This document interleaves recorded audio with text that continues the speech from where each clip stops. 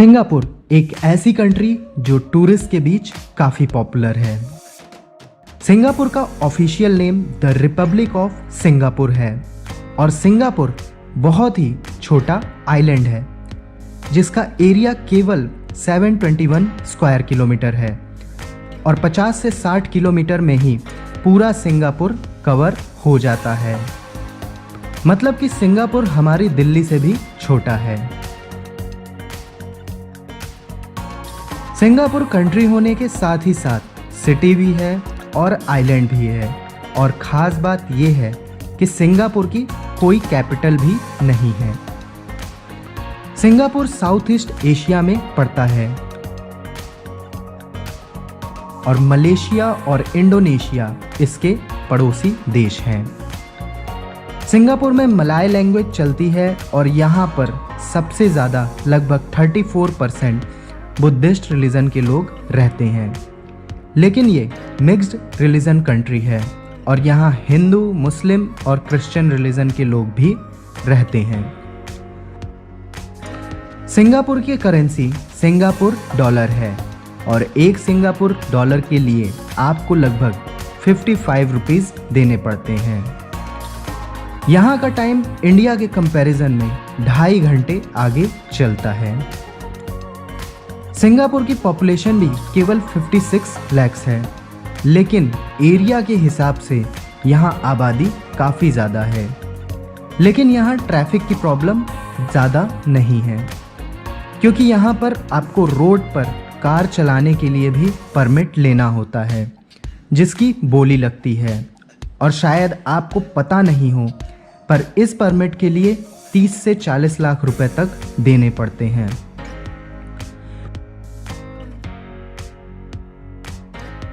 Singapore जाने के लिए इंडिया से काफ़ी सारी डायरेक्ट फ़्लाइट है और दिल्ली से सिंगापुर की राउंड ट्रिप की फ़्लाइट केवल 20,000 रुपीज़ में आपको मिल जाएगी, जबकि कोलकाता या चेन्नई से 15,000 से 16,000 में भी सिंगापुर की राउंड ट्रिप की फ़्लाइट मिल सकती है। दिल्ली से सिंगापुर पहुंचने में आपको लगभग 6 घंटे लग सकते हैं। सिंगापुर के एयरपोर्ट का नाम सिंगापुर चांगी इंटरनेशनल एयरपोर्ट है और यहाँ घूमने के लिए आपको टूरिस्ट वीज़ा की ज़रूरत पड़ेगी। सिंगापुर के टूरिस्ट वीज़ा के लिए आप ऑनलाइन अप्लाई कर सकते हैं और ये वीज़ा आपको 30 सिंगापुर डॉलर का पड़ेगा। मतलब अप्रॉक्स आपको 1650 रुपये वीज़ा के लिए खर्च करने पड़ेंगे। सिंगापुर इंडियन टूरिस्ट के बीच काफ़ी पॉपुलर टूरिस्ट डेस्टिनेशन है और हर साल काफ़ी सारे इंडियंस यहाँ की ट्रिप करते हैं। यहाँ की जो सबसे पॉपुलर टूरिस्ट प्लेस है उसका नाम है गार्डन्स बाय द बे और इस जगह को घूमने के लिए ही आपके पास 3 से 4 घंटे होने चाहिए। यहाँ पर कई सारी अलग अलग ऑब्जर्वेटरी बनी है और अगर आप ये पूरा गार्डन कवर करते हैं तो आपके 3,500 से 4,000 रुपये लग सकते हैं। सिंगापुर की दूसरी टूरिस्ट प्लेस है यूनिवर्सल स्टूडियोज़ और यहाँ पर आप बहुत एंजॉय करेंगे क्योंकि यहाँ पर बच्चों और बड़ों सबके एंटरटेनमेंट का ख्याल रखा गया है। यहाँ पर आप रोलर कोस्टर एंजॉय कर सकते हैं, शोज देख सकते हैं और खाने पीने के साथ शॉपिंग भी कर सकते हैं। यहाँ घूमना आपकी पॉकेट पर थोड़ा भारी पड़ेगा क्योंकि यहाँ का टिकट का प्राइस ही 81 सिंगापुर डॉलर है, मतलब अप्रॉक्स 4,500 रुपीज़। सिंगापुर के बारे में आप जब भी कहीं सर्च करेंगे तो ये स्टैचू आपको ज़रूर दिखेगी। इस स्टैचू को मरलॉयन के नाम से जाना जाता है और ये हाफ लॉयन और हाफ फिश को मिक्स करके बनाया गया है। मरलॉयन बहुत ही खूबसूरत जगह बना है और यहाँ पिक क्लिक करवाना इस बात का सिंबल है कि आप सिंगापुर घूम रहे हैं और ये प्लेस आपके लिए फ्री है। यहीं पास में ही सिंगापुर फ्लायर भी है। इसे आप हिंदी में सिंगापुर का झूला भी कह सकते हैं जो कि दूर से देखने में तो ब्यूटीफुल लगता ही है, पर अगर आप इसमें बैठे हैं तो आपको पूरे सिंगापुर का व्यू भी देखने को मिलता है। सिंगापुर फ्लायर की राइड का एंट्री टिकट 33 सिंगापुर डॉलर है, यानी कि अप्रॉक्स 1800 रुपये। वैसे अगर आपके पास पैसे हैं तो आप अपनी शाम को खास बना सकते हैं सिंगापुर फ्लायर के अंदर ही एक परफेक्ट डिनर करके, जिसके लिए आपको 2 लोगों के 18,000 रुपये देने पड़ेंगे। यहाँ पर इसके अलावा आप मरीन लाइफ पार्क और सी एक्वेरियम भी जा सकते हैं, और यहाँ के लिए आपको 41 सिंगापुर डॉलर मतलब अप्रॉक्स 2250 रुपये देने पड़ेंगे।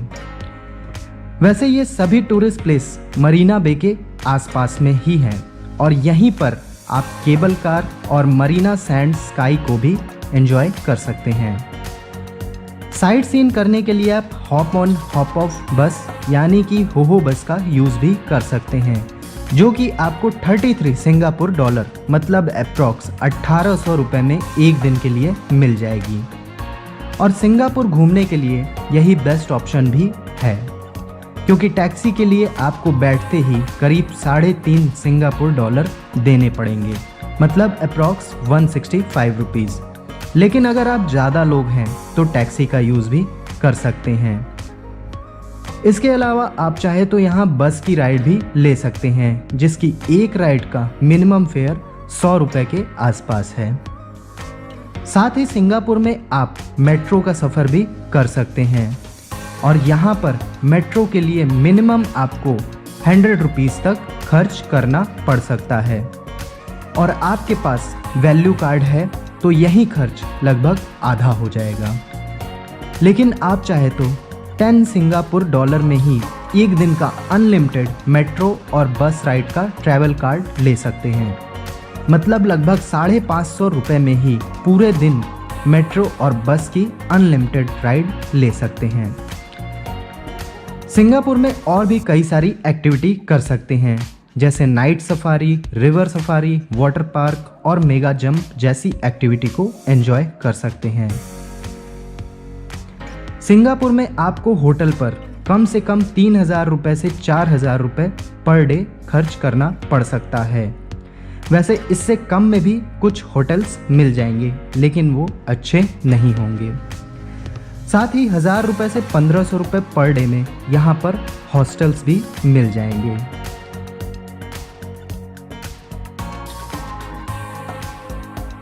अगर यहाँ पर खाने की थाली आप लेते हैं तो आपको 800 रुपये से 1,000 रुपये तक पड़ सकती है, और अगर एक डोसा भी लेते हैं तो 400 रुपये से 600 रुपये तक का पड़ सकता है। सिंगापुर घूमने के लिए आपके पास कम से कम 3 दिन होने चाहिए। यहाँ पर 3 दिन घूमने का खर्चा एक पर्सन के लिए कुछ इस तरह से हो सकता है। होटल का 3 दिन का 12,000 रुपये होगा, लेकिन एक रूम में 2 लोग रहेंगे तो एक पर्सन पर 6,000 रुपये ही आएगा। खाने पीने की चीज़ें यहाँ पर कॉस्टली हैं, इसलिए एक दिन का खर्चा आपका कम से कम खाने पीने पे 2,000 रुपये का आ सकता है। तो इस हिसाब से 3 दिन का आपका 6,000 रुपये मील्स का खर्चा होगा। ट्रांसपोर्टेशन का आपके ऊपर यहाँ पर लगभग 5,000 रुपये का खर्चा एक लोग पर आएगा। वीज़ा का 1,650 रुपये लगेगा, जबकि एंट्री फीस का यहाँ पर आपका 20,000 रुपये तक लग सकता है। अगर आप कुछ प्लेसेस को स्किप करते हैं तो आपकी ये कॉस्ट कम हो सकती है। फ्लाइट का खर्चा आपका 20,000 रुपये तक आ सकता है, जबकि कुछ अदर खर्चे जैसे कि सिम कार्ड, करेंसी एक्सचेंज और भी कुछ खर्चे अगर आप करते हैं तो 3,000 रुपये तक इसको आप मान के चल सकते हैं। तो टोटल अगर आप 3 दिन का खर्चा एक पर्सन पर जोड़ेंगे तो लगभग 61,650 रुपीज़ का खर्चा एक लोग पर आएगा। आप चाहे तो सिंगापुर का कस्टमाइज पैकेज भी ले सकते हैं, जिसमें आपकी कुछ बचत भी हो सकती है। तो ऐसी ही वीडियोस को देखने के लिए चैनल को सब्सक्राइब करना और वीडियो को लाइक और शेयर करना ना भूलें।